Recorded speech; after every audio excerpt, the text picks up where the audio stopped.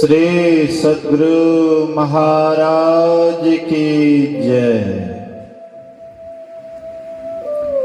अखंड मंडलाकारं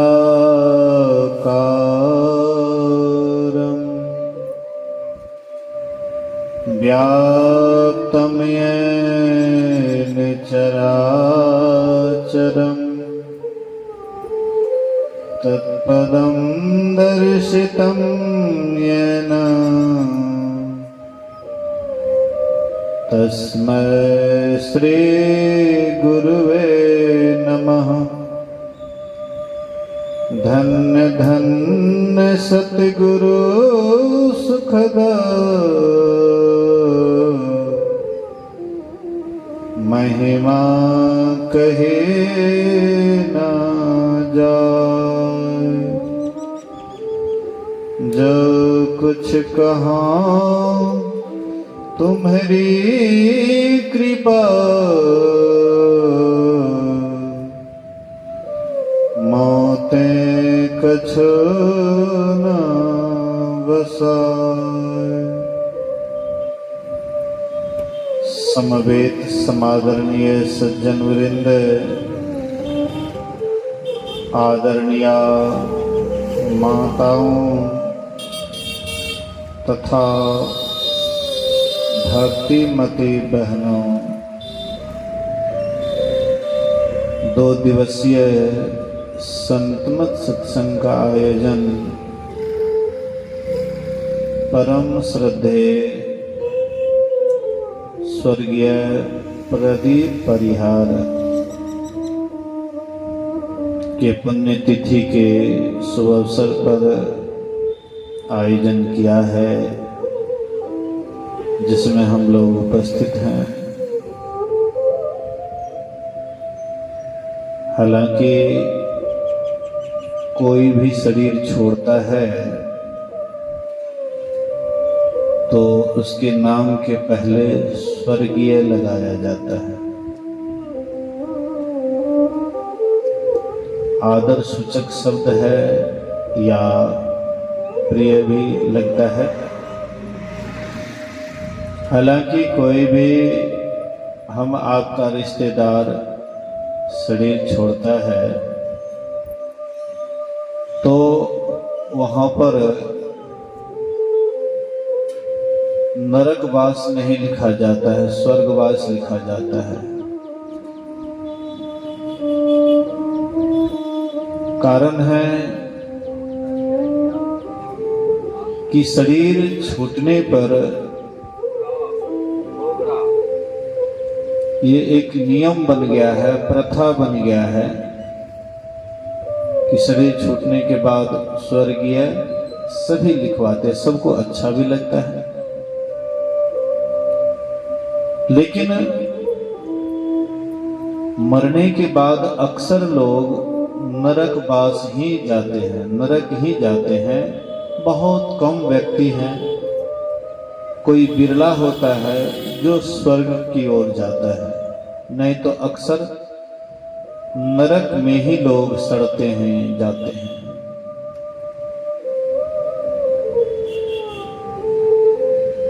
जब 5 भाई पांडव साथ में द्रौपदी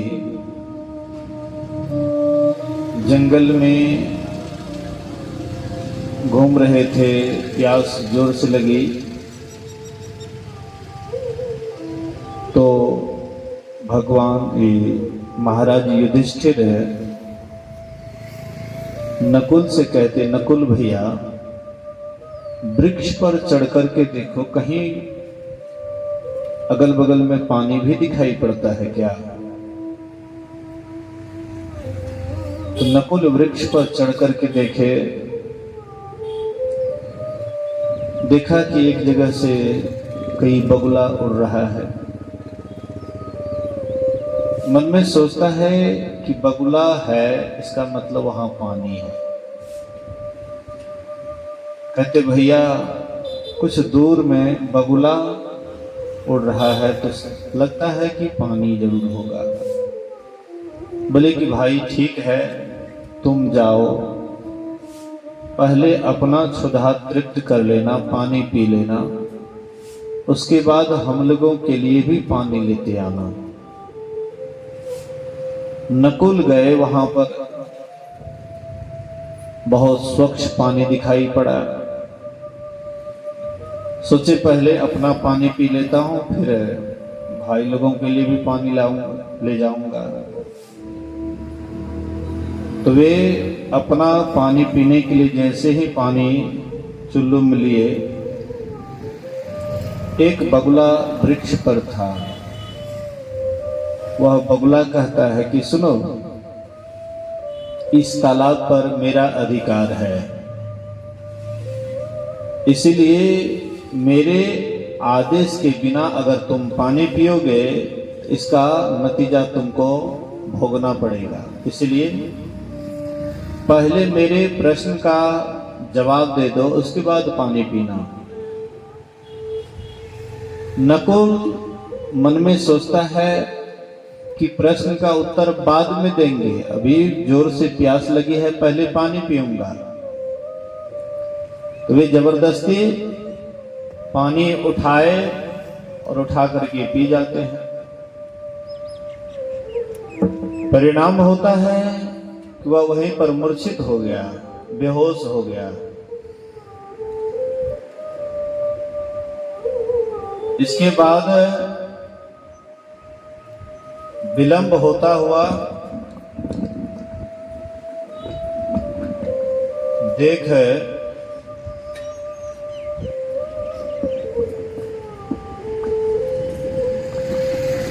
युधिष्ठिर जी महाराज सहदेव से कहते हैं कि अभी तक नकुल नहीं आया है, इसलिए तुम जाकर के देखो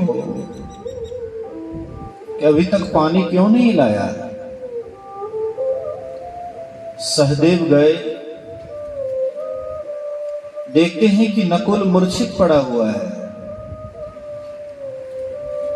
व्यक्ति जब स्वयं पर बीतता है तो दूसरे को नहीं देखता है। अपना प्राण जब अंत होने वाला होता है या प्राण से प्यास से मन व्याकुल होता है, तब दूसरा नहीं दिखाई पड़ता है। मैंने सुना है कि मरुस्थल में एक महिला छोटा बच्चा को गोद में लेकर के सफर कर रही थी। यही गर्मी का मौसम था। खूब जोर से लू चल रहा था। तपती बालू के ऊपर वह चलती चलते उसके पैर में फफोले पड़ गए। वह फफोले फूट जाता है, दर्द से बेचैन हो गई। जब वह महिला को दर्द सहा नहीं जाता है, तब क्या करती है, तो छोटा बच्चा जो था उसको वह बालू पर रख देती है और उसके ऊपर खड़ी हो जाती है। मतलब अपना प्राण जब संकट में होता है तो लोग स्वयं पहले अपना प्राण बचाते थे, तब दूसरे के संबंध में सोचते हैं। वैसे ही सहदेव भी देखा बगल में मूर्छित है, लेकिन उधर ध्यान नहीं दिया। पहले अपनी प्राण की रक्षा करना है। तो वे भी पानी चुल्लू में पानी लिए। उधर से बगुला कहता है, रुको, इस तालाब पर मेरा अधिकार है, मेरे आज्ञा के बिना अगर पानी पियोगे तो जो हाल नकुल का हुआ है वही हाल तुम्हारा भी होगा। ये ध्यान नहीं दिए, नजरअंदाज कर लिए, अब पानी उठा करके पी लिए। जैसे पानी पीते हैं वे भी मूर्छित हो जाता है। विलंब हो रहा था। युधिष्ठिर जी महाराज अर्जुन से कहते हैं, अर्जुन का भी वही हाल हुआ। भीम से कहते हैं, उसका भी वही हाल हुआ। अंत में युधिष्ठिर जी महाराज स्वयं वहां जाते हैं और देखते हैं कहीं इस पानी में जहर तो नहीं है। देखते हैं चारों भाई मूर्छित पड़ा हुआ है। सोचा कि अच्छा थोड़ा टेस्ट करके देखता हूं। जैसे ही चुल्लू में पानी लिए, उधर से बगुला कहते, रुको, इस तालाब पर मेरा अधिकार है, मेरे आज्ञा के बिना अगर पानी पियोगे तो जो चारों भाई का हाल हुआ है तुम्हारा भी वही हाल होगा। कहते हैं तो फिर क्या करना पड़ेगा? बोले कि मेरे प्रश्न का पहले जवाब दो, उसके बाद पानी पियो। बोले तुम्हारा क्या प्रश्न है? तो बहुत सारा प्रश्न किए थे। एक प्रश्न उसमें था किम आश्चर्यम, आश्चर्य क्या है?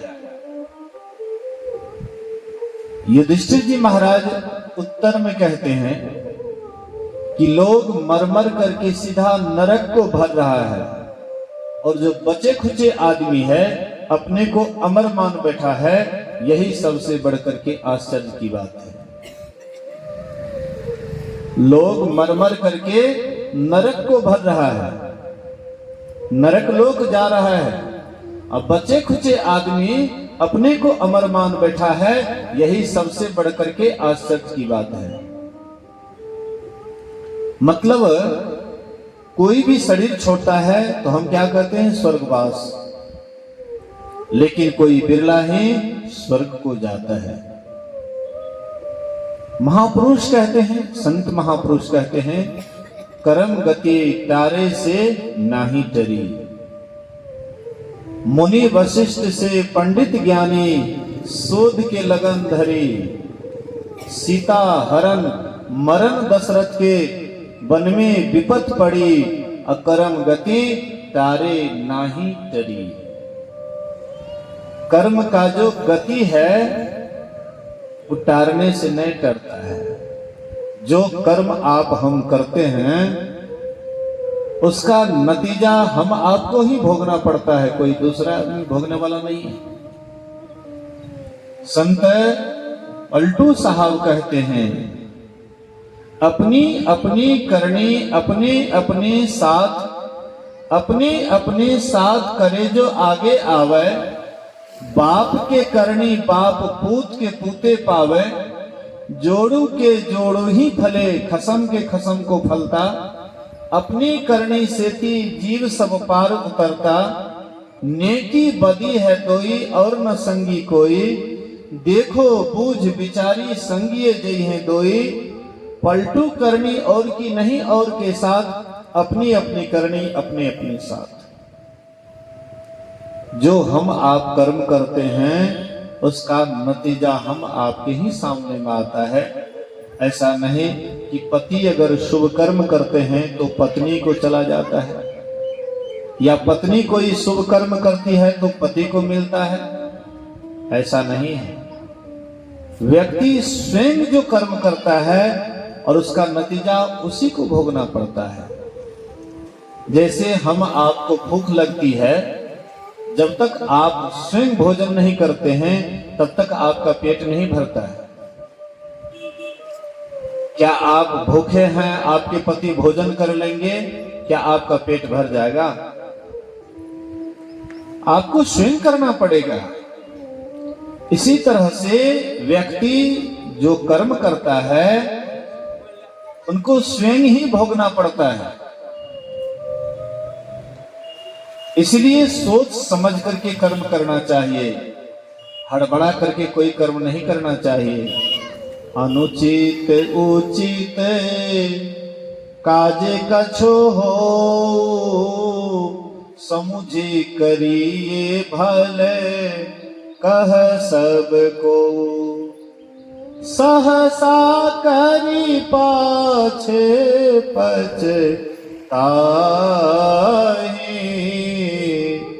कहि वेद बुध ते बुध नाही। कहते हैं उचित हो या अनुचित, अच्छा हो या बुरा, सोच विचार करके कर्म करना चाहिए। हड़बड़ा करके अगर कोई कर्म करते हैं तो बाद में पछताना पड़ता है। जब भगवान श्री राम जंगल चले गए तो बाद में भरत जी ननिहाल से आए। भरत और शत्रुघ्न ननिहाल में थे जिस समय में राम जी वनवास गए थे। उस समय भरत जी ननिहाल में थे। वे ननिहाल से आए, उसकी मां विधवा अवस्था में श्वेत वस्त्र पहनी हुई थी। बहुत उदासी कट रहा था अयोध्या। बोली कि मां, तुम ऐसा इस तरह की वेशभूषा क्यों पहनी है? बोले कि बेटा, तुम्हारा ही काम बनाने के लिए हमने ये सब किया है। बोले क्या? कौन सा मेरा काम तुम बना दी? बोले कि बेटा, भरत को, हे भरत, तुम्हारे लिए राज्याभिषेक की व्यवस्था हमने किया है। 14 वर्ष के लिए वनवास राम को मिला है और तुमको 14 वर्ष के लिए राज्य मिला है। इसलिए बेटा, तुम ये राज्य को संभालो। भरत कहता है कि मां, तुमने कैसे सोच लिया कि हमारे भैया जंगल जंगल भटकेंगे, जंगल में रहेंगे और मैं राज्य करूंगा? मेरा भैया वहां कंदमूल खाएंगे और मैं राजभोग करूंगा? ये तुमने कैसे सोच लिया? तू मां नहीं है, तू कलंकिनी है, मां के नाम पर कलंक है। तुम हमारे इतना प्रिय भाई को हमसे अलग कर दिया। नहीं नहीं, तू मां नहीं है, किसी जन्म का कलंक है। भरत जी गए अपने गुरु वशिष्ठ के पास, मां कौशल्या के पास, और कहते हैं, मां, मैं भैया राम को मनाने के लिए जाऊंगा। भैया राम क्या सोचते होंगे कि भरत जी का भी इसमें हाथ होगा मेरे वनवास में। मैं राम जी को जाऊंगा मनाने के लिए। गुरु वशिष्ठ कहते हैं कि भरत, महाराज का ऐसा आदेश था कि तुम राज्य करो और 14 वर्ष के लिए राम जी को वनवास। बोले, गुरुदेव, आप ही थोड़ा सा विचार कीजिए कि बड़े भाई जंगल जंगल भटकेंगे और मैं कैसे राज्य कर सकता हूं। इसलिए गुरुदेव क्षमा करें। मैं राम जी को मनाने के लिए जाऊंगा, या तो राम जी यहां आएंगे, अयोध्या का राज संभालेंगे, हम और शत्रुघ्न वहां रह जाएंगे, लेकिन राम जी यहां आएंगे, हम मनाने के लिए जाएंगे। मां कौशल्या से भी कहते हैं, मां, राम के वनवास में मेरा रत्ती भर भी हाथ नहीं है। मां, मैं तुमसे प्रार्थना करता हूं कि तुम भी चलोगी ना मनाने के लिए। मां कौशल्या भी कहती, बेटा ठीक है, तुम्हारे जैसा बेटा भगवान सबको दे। सब साथ हो लेती है। पूरे अयोध्या वासी चले भरत जी के साथ राम जी को मनाने के लिए। सबके मन में उत्साह का लहर है कि अयोध्या सुना लग रहा है, अब राम जी आएंगे, फिर से अयोध्या हरा भरा हो जाएगा। सबके सब जा रहे हैं। इंद्र के मन में डर होता है कि कहीं राम जी को न भरत मना ले, इसलिए मन में कुविचार आता है कि भरत जी को वहां पहुंचने नहीं देंगे। लेकिन इंद्र के गुरु कहते हैं कि सुनो, राम जी अपने ऊपर कोई उसका घात करता है तो राम जी उतना कुपित नहीं होता है जितना राम के भक्त के ऊपर कोई कुचाल चलता है तो राम जी इतना दुखी होता है। इसलिए तुम ऐसा कुचाल मत चलो। इसके बाद उसका मदद करने लग जाते हैं। भरत जी जब चलने लगे तो बादल, गर्मी का मौसम था, बादल का छत्र छाया, हाँ बादल छत्र छाया उनको दे रहे थे। भरत जी वहां से जा रहे थे, पता लगाए कि राम जी यहां से पैदल गए, राम जी यहां से पैदल यात्रा किए। तो भरत जी भी रथ से उतर गए और पैदल चलने लग जाते हैं। प्रजाओं ने कहा कि आप रथ पर बैठिए, पैदल क्यों चल रहे हैं? भरत जी कहते हैं, सिर भर जाऊं उचित अस मोरा, सबते सेवक धर्म कठोरा। सेवक का जो धर्म होता है सबसे कठोर होता है।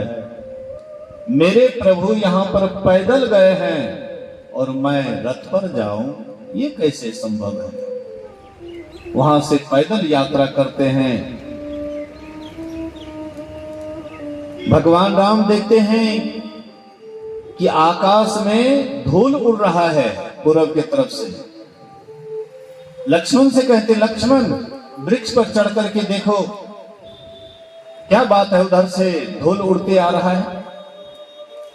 लक्ष्मण जी वृक्ष पर चढ़ करके देखे,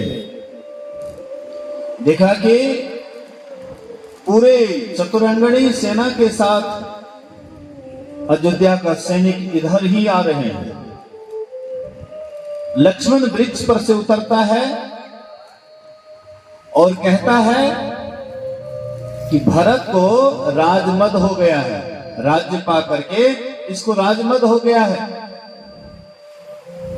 अगर मैं भरत जी को सेना सहित अगर रण क्षेत्र में ना सुला दूं तो मेरा नाम लक्ष्मण नहीं।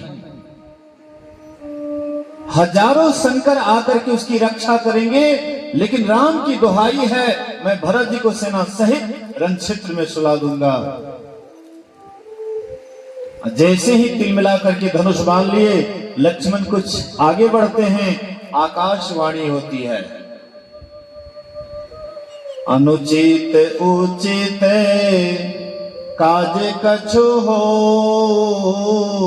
समुझी करिए भले कह सबको, सहसा करी पाछे पछताहि, कहि वेद बुध ते बुध नाही। कहते हैं उचित हो या अनुचित हो, कोई भी कर्म करें तो समझ बूझ करके करना चाहिए। हालांकि लक्ष्मण के मन में यह शुभ कर्म ही वे समझ करके जा रहे थे करने के लिए। लक्ष्मण ने जैसा देखा, कभी कभी हम जो देखते हैं वह सत्य नहीं होता है, जैसा दिखाई पड़ता है हम सोचते हैं कि यही सत्य है, लेकिन कभी कभी उसका उल्टा परिणाम भी हो जाता है। लक्ष्मण तो सही है, देखा कि चतुरंगनी सेना के साथ भरत दलबल के साथ आ रहा है। शायद लक्ष्मण के मन में हुआ कि भरत के मन में आ गया कि वहां पर दो ही भाई हैं, इसीलिए दोनों भाई को मार दूंगा और निष्कंटक अयोध्या का राज्य करूंगा, बहुत दिनों तक राज्य करूंगा, इसलिए सेना साज करके आ रहा है। लेकिन वहां पर कुछ और ही बात, जो लक्ष्मण सोचे वह सही नहीं था। जैसे आकाशवाणी होती है, भरत सहम जाता है, रुक जाता है। उसके बाद भगवान राम लक्ष्मण को नजदीक बैठाए और बोले कि हे लक्ष्मण, क्या तुम सोचते हो कि भरत को राजमद हो गया है? तुम भरत को नहीं जानते हो, भरत को मैं जानता हूं। ये अयोध्या का राज्य क्या, तीनों लोक का भी अगर भरत को राज्य मिल जाएगा तो कभी भरत को राजमद नहीं हो सकता है।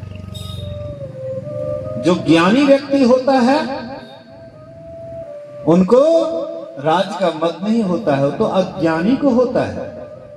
जो अज्ञानी होता है वो पद पा करके उसको मद हो जाता है।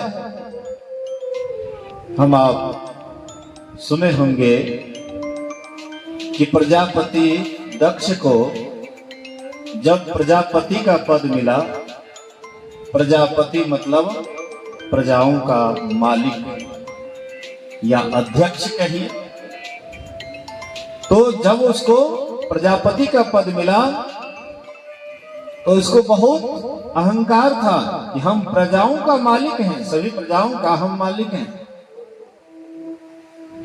इसीलिए जब ब्रह्मा जी की सभा में सब देवी देवता उपस्थित थे, आए हुए थे, भगवान शंकर भी उस सभा में आए हुए थे, लेकिन भगवान शंकर एक कोने में बैठ करके ध्यानस्थ हो जाते थे। व्यर्थ की बातें भगवान शंकर न सुनते थे न करते थे। लोग जहां पर दो चार आदमी बैठते हैं तो इधर उधर की बात करने लग जाते हैं, लेकिन भगवान शंकर इधर उधर की बात नहीं करते थे, एकदम ध्यानस्थ हो जाते थे, ध्यान में लवलीन हो जाते थे। भगवान शंकर बैठ गए एक कोने में, ध्यानस्थ हो गए। प्रजापति दक्ष के मन में होता है कि जैसे मैं यहां आया तो सब मेरा अभिवादन किया, मेरे सम्मान में सब खड़े हुए, लेकिन मेरा जमाई शिव जी, इसको बड़ा घमंड है, बड़ा घमंडी हो गया। देखो आंख बंद करके बैठ गए, मेरा सम्मान नहीं किया। व्यक्ति सम्मान, अपना सम्मान के लिए दूसरे की स्थिति परिस्थिति को नहीं समझ पाते हैं। भगवान शंकर के अंदर कोई अहंकार नहीं था। भगवान शंकर ध्यानस्थ थे, ध्यान में लवलीन थे।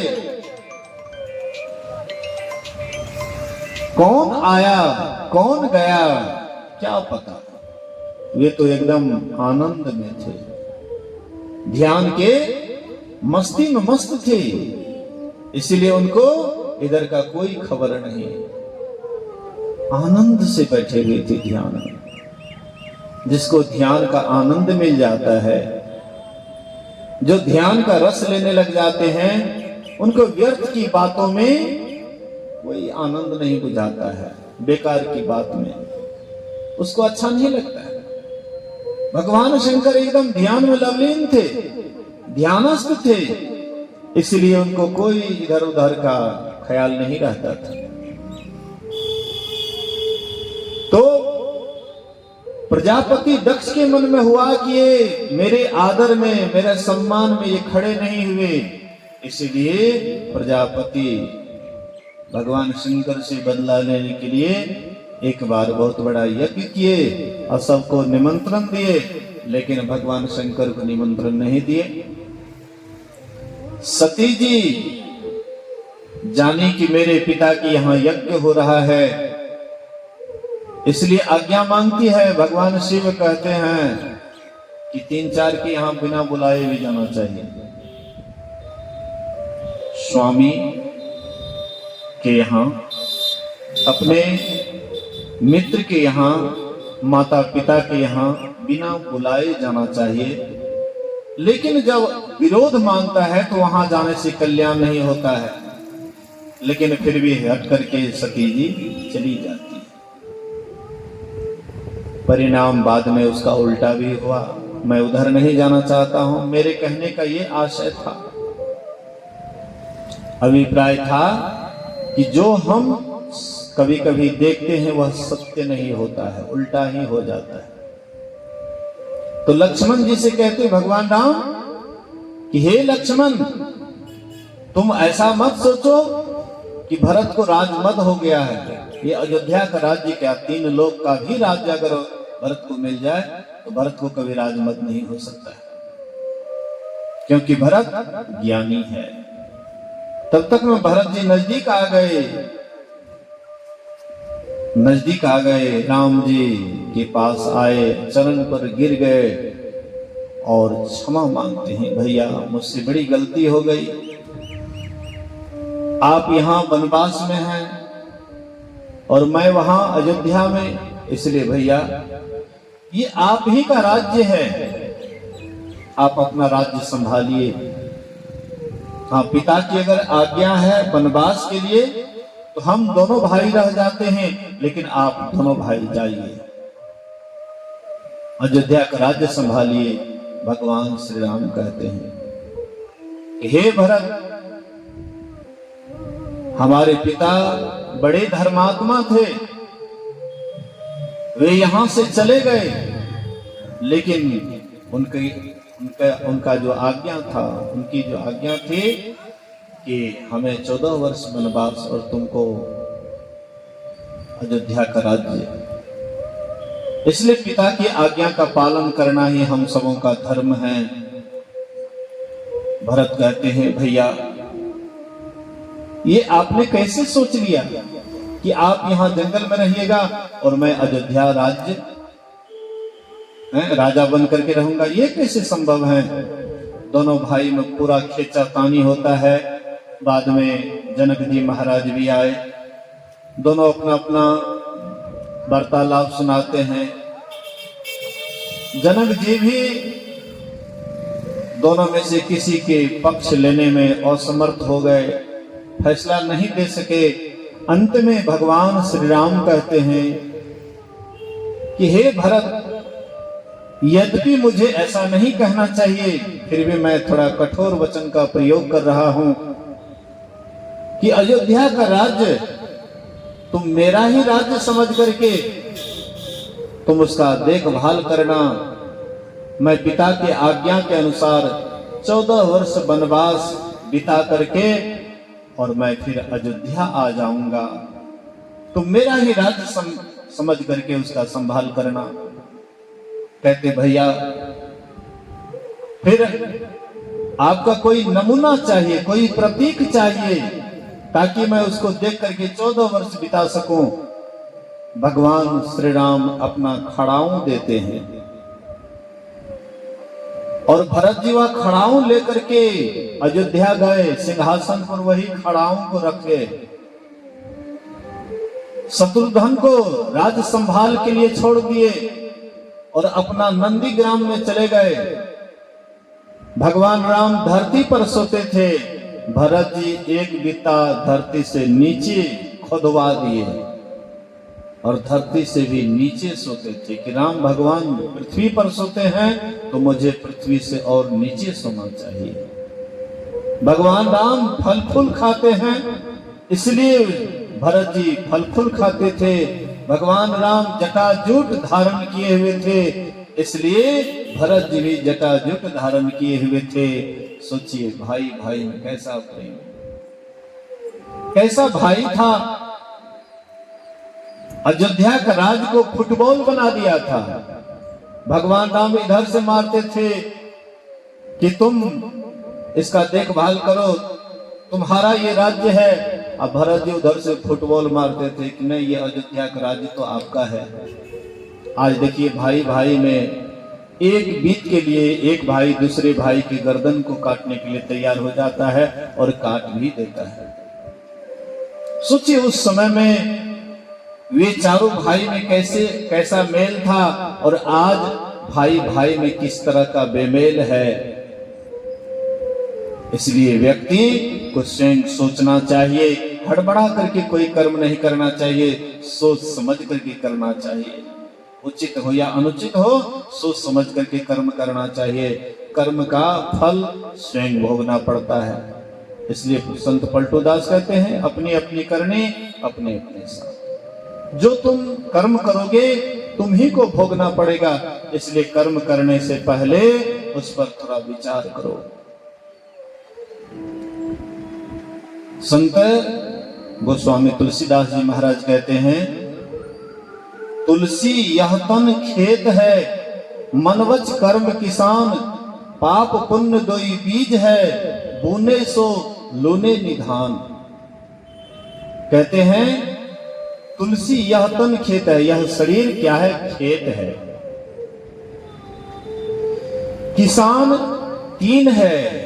जैसे हम लोगों के पास खेत होता है तो उसमें एक किसान होता है, वही खेती बाड़ी का देखभाल करता है। इस शरीर में तीन किसान है, मन, वचन, कर्म। ये तीन तरह से कर्म करते हैं। मन से कर्म करते हैं, वचन से कर्म करते हैं और तन से कर्म करते हैं। ये तीन तरह से कर्म करते हैं, मन, वचन, कर्म। और तीन तरह से जो कर्म होता है तो इसी तरह से तीन तरह से भोगना भी पड़ता है। मन से जो कर्म करते हैं तो मन है सूक्ष्म, इसलिए सूक्ष्म लोग स्वर्ग नरक की व्यवस्था किए हैं। मन से जो कर्म करते हैं उसके लिए स्वर्ग नरक सूक्ष्म लोक की व्यवस्था किए हैं। वचन से जो कर्म होता है उसके लिए वचन से ही हम आपको दंड मिलता है, उसका भोग भोगना पड़ता है। और जो शरीर से करते हैं तो शरीर से ही भोगना पड़ता है। पाप पुण्य दो ही बीज है, दो बीज है, दो ही बीज है। इस शरीर रूपी खेत में दो ही बीज प्रत्येक आदमी डालते हैं और बराबर डालते हैं। 24 घंटा इसमें डालते रहते हैं, दो ही बीज डालते हैं। और जितना बीज हम खेत में डालते हैं उतना ही उपज करके नहीं आता है। 1 किलो बीज अगर खेत में आप डालते हैं 1 ही किलो उपज करके नहीं आता है, कई गुना उपज करके, 10 गुना उपज करके आता है। ऐसे हम आप जो कर्म करते हैं, जितना करते हैं उससे भी कई गुना लौट करके आता है, उल्टा लौट करके आता है। शुभ कर्म करते हैं उसका भी 10 गुना अधिक लौट करके आता है, अशुभ कर्म करते हैं उसका भी 10 गुना अधिक लौट करके आता है। इसीलिए हाँ, सोच समझ करके करना चाहिए। कभी कभी देखा जाता है कि कोई अशुभ कर्म भी करता है फिर भी उसका जीवन खूब बढ़िया से चलता है, और कोई शुभ कर्म करता है, अच्छा कर्म करता है, फिर भी वह दिन रात दुखी रहता है, कष्ट होता है। तो लोग सोचते हैं कि भाई जे जो करे पाप वह 7 बेटा का बाप, जो करे पुण्य उसके शरीर में लागे घुन। भाई पाप करने पर ही धन की वृद्धि होती है, लोगों को सुखी देखा जाता है, और जो अच्छा कर्म करते हैं तो देखते हैं उसको बड़ा कष्ट होता है। तो मन में यह विचार आता है कि भाई शुभ कर्म करने में नहीं है फायदा। लेकिन हम आप तो इसी जन्म को निहारते हैं कि फलाना आदमी अशुभ कर्म करता है फिर भी उसका जीवन बड़ा ही बढ़िया से चल रहा है, फलाना आदमी अशुभ कर्म करता है फिर भी बढ़िया से जीवन जा रहा है, और कोई बढ़िया कर्म करता है तो देखते हैं उसका बड़ा खराब जीवन उसका जा रहा है। तो मन में शुभ कर्म से मन में गिरावट आ जाता है कि न शुभ कर्म करने से कोई फायदा नहीं। लेकिन महापुरुष कहते हैं कि यह जीव अनंत जन्मों से यह शरीर में आया है। अभी जो मनुष्य शरीर में हम आप हैं, कई जन्मों से यह 84 को भोगते हुए यहाँ आया है। लेकिन इसके पहले यह कौन सा कर्म किया उसको तो हम आप नहीं देखे। धृतराष्ट्र आंख से अंधे थे और उनके सामने में 100 पुत्र मारे गए। धृतराष्ट्र का 100 पुत्र मारा गया। धृतराष्ट्र भगवान कृष्ण से कहते हैं कि हे कृष्ण, मुझे 100 जन्मों तक याद है कि हमने ऐसा कोई कुकर्म नहीं किया है जिसके कारण मेरे रहते हुए मेरे 100 बेटे मारे गए। हमने ऐसा कौन सा कर्म किया? भगवान कृष्ण कहते हैं कि हे धृतराष्ट्र, तुम कहते हो कि 100 जन्म तक मुझे याद है कि ऐसा हमने कुकर्म नहीं किया है, लेकिन उससे थोड़ा और आगे बढ़ो। 105वें जन्म में भी तुम राजा था और तुम्हें कोई बीमारी हो गई थी, वैद्यराज तुमको कुछ मांसाहारी भोजन करने के लिए बतलाया,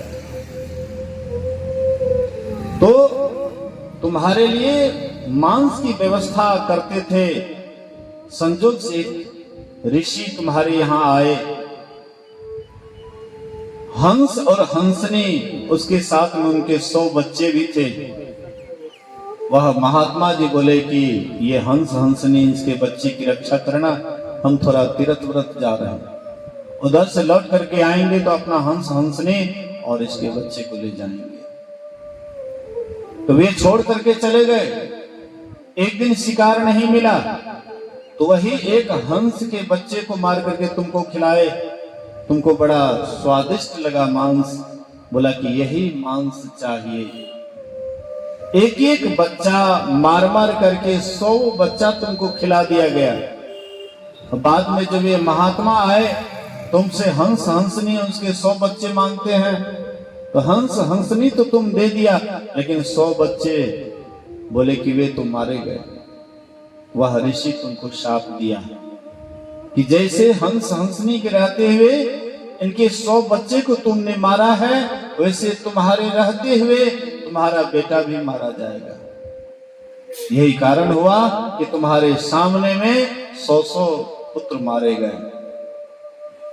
तो 105वां जन्म के कर्म का फल जब इस जन्म आ सकता है, तो हम आप जो कई जन्मों से आ रहे हैं कर्म करते हुए शुभ अशुभ, तो हमारे सामने में जब आता है तो हम क्यों कहते हैं कि हमने ऐसा नहीं किया है, लेकिन ऐसा कर्म का फल क्यों मिल रहा है।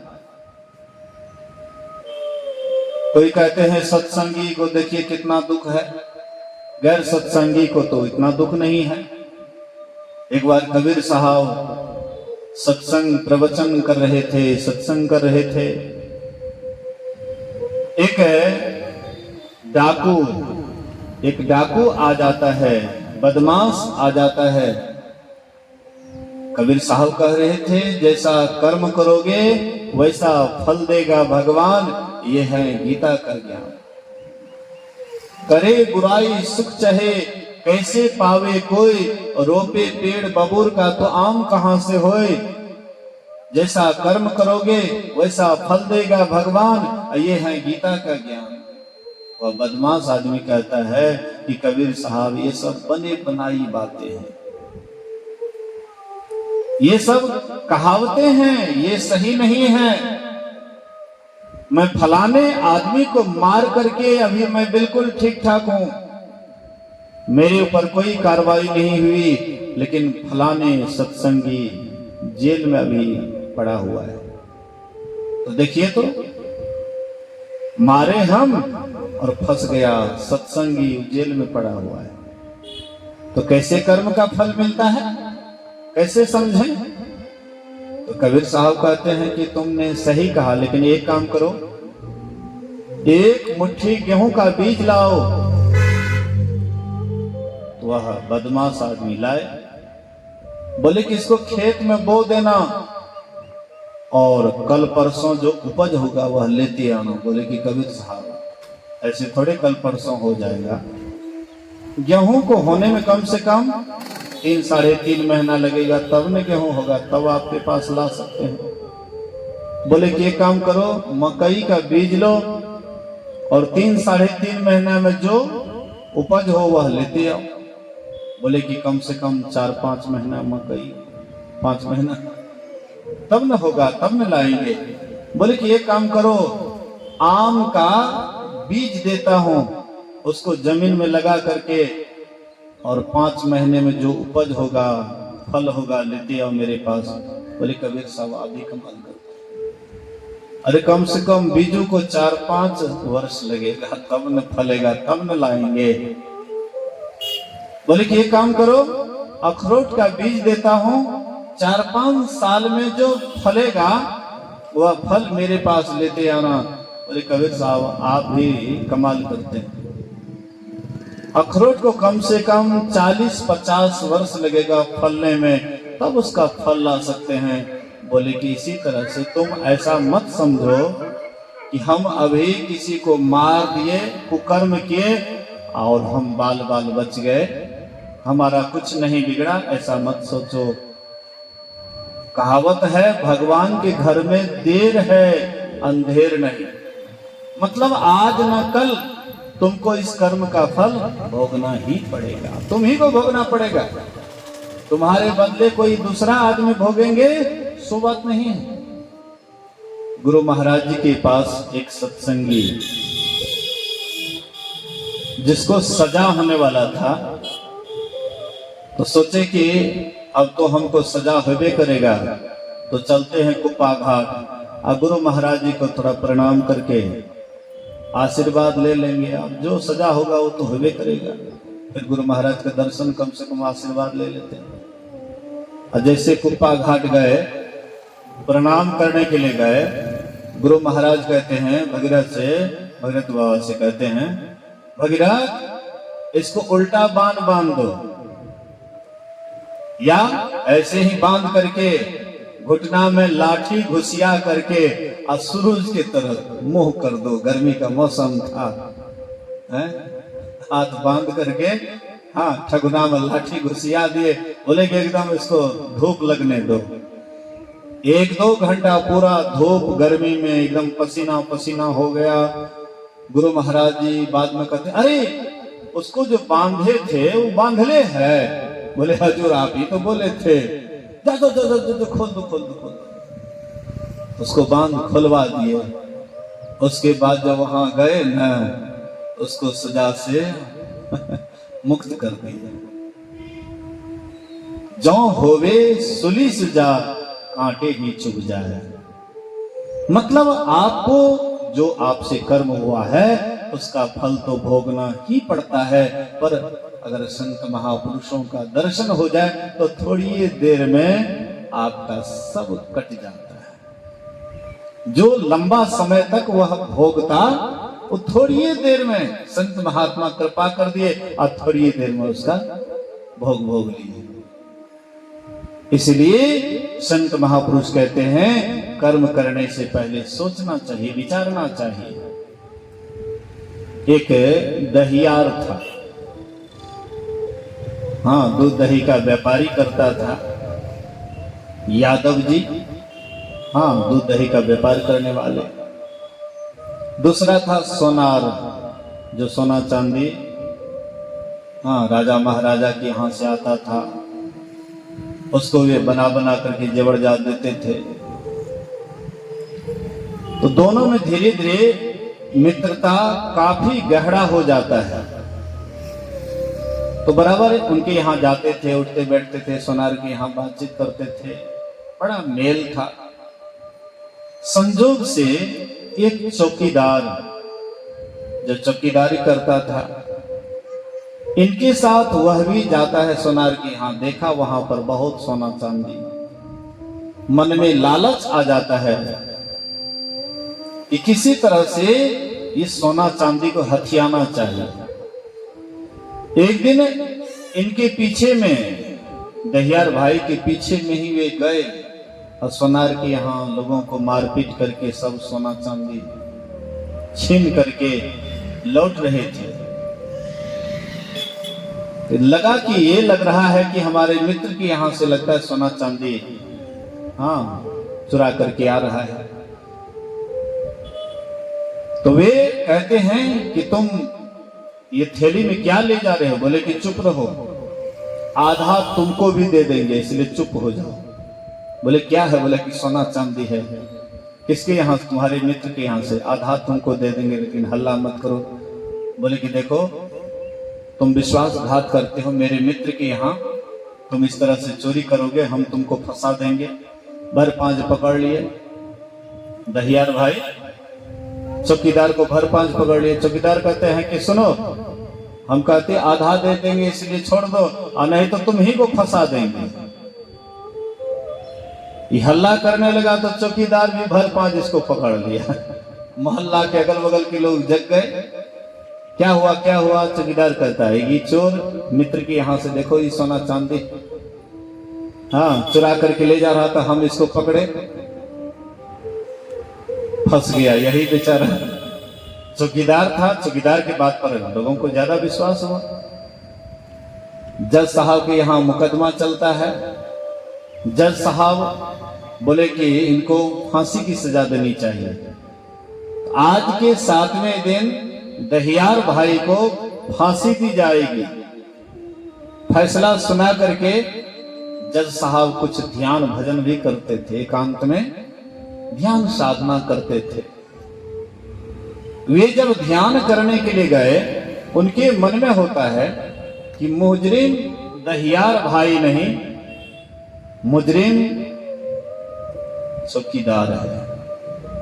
लेकिन कैसे पता लगे कि चौकीदार मुजरिम है? कैसे पता लगे? तो दहियार भाई से और चौकीदार से, दोनों से कहते हैं जज साहब कि फलाने चौक पर एक मुर्दा मरा हुआ है और तुमको कांधे पर ला करके अदालत में पेश करना है। मुर्दा, मरा हुआ मुर्दा है, उसको लाना है कांधे पर, फलाने जगह है। तो दोनों आदमी मुर्दा को उठा लिए कांधे पर और वही बात खुल जाता है। चौकीदार कहते हैं कि हम तुमको बोले थे ना कि इसमें आधा हिस्सा दे देंगे, अगर तुम हल्ला नहीं करता तो दोनों मालो माल हो जाते। अब तो न धन मिला, ऊपर से तुम्ही को सजा मिला। आज के 7वें दिन तुम फांसी पर लटकोगे। हम बोले थे ना अगर बात मान लेता तो। दहियार कहता है कि भाई हम तो ईमानदारी पर हैं, और ईमानदारी पर हैं तो ईश्वर हमारी रक्षा करेंगे, क्योंकि हमने गलती नहीं की, गलती तुमने किया है। दोनों में बातचीत हो रही थी और जैसे अदालत में मुर्दा को रखे, मुर्दा उठ करके खड़ा हो जाता। मुर्दा था नहीं, हाँ मुर्दा बनाया गया था असलियत को जानने के लिए। तो मुर्दा जैसे अदालत में खड़े हो जाता है और वही मुर्दा असली जजमेंट देता है कि जज साहब मुजरिम दहियार नहीं, मुजरिम चौकीदार है। यही उनके घर में चोरी डकैती किया, लोगों को मारा पीटा। अब तो स्पष्ट हो गया कि चौकीदार, हाँ ये डाका डाला, मारपीट किया, छीन छोड़ किया। इसलिए आज के 7वें दिन चौकीदार को हाँ सजा मिलनी चाहिए, तय हो गया। फिर जब ये एकांत ध्यान करने के लिए गए तो मन में होता था कि दहियार भी मुजरिम है।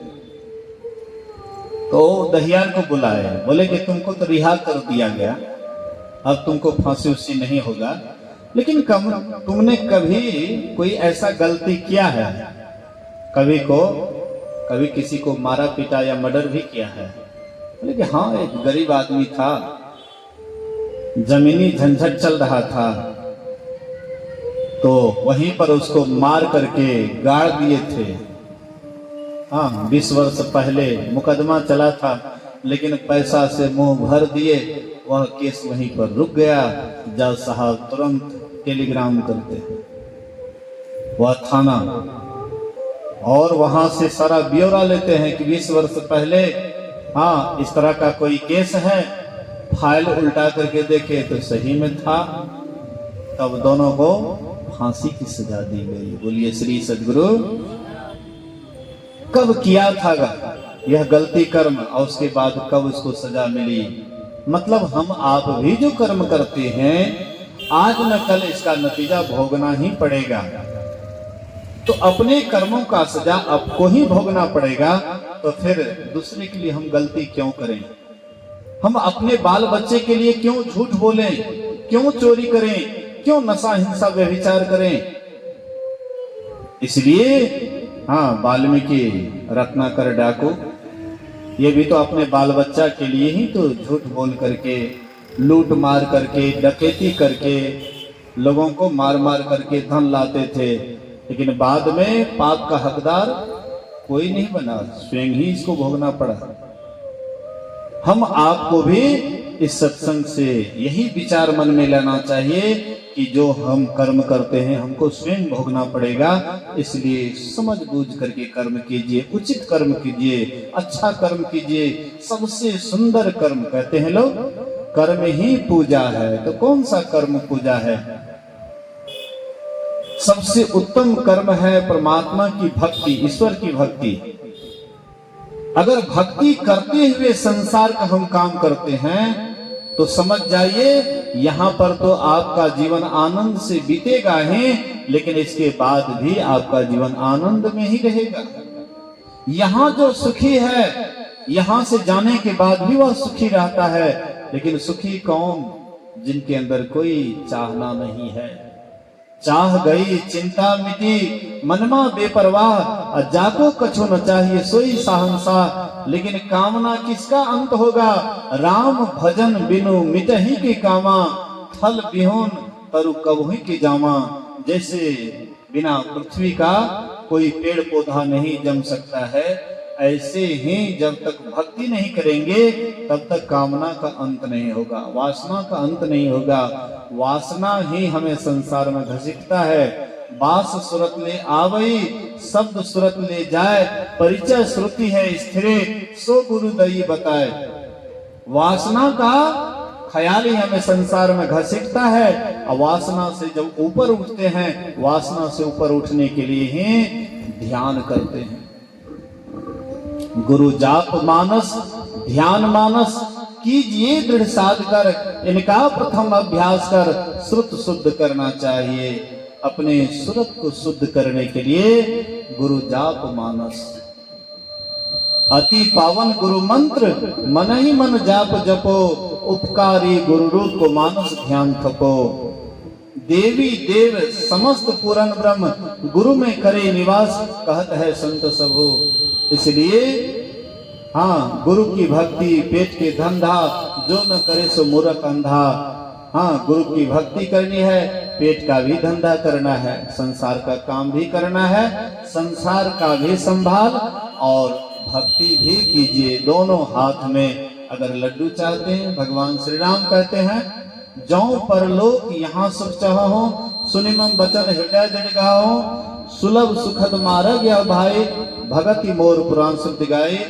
इसलिए यहाँ भी सुख चाहते हैं, यहाँ से जाने के बाद भी सुख चाहते हैं, तो सबको भक्ति करना चाहिए। भक्ति की युक्ति संत सदगुरु से जानना चाहिए और करिएगा, इहलोक परलोक दोनों जीवन संवरेगा। इसी वचन के साथ आइए हम लोग कुछ भजन सुनते हैं, उसके बाद आरती कर चलेंगे। श्री सदगुरु महाराज की जय।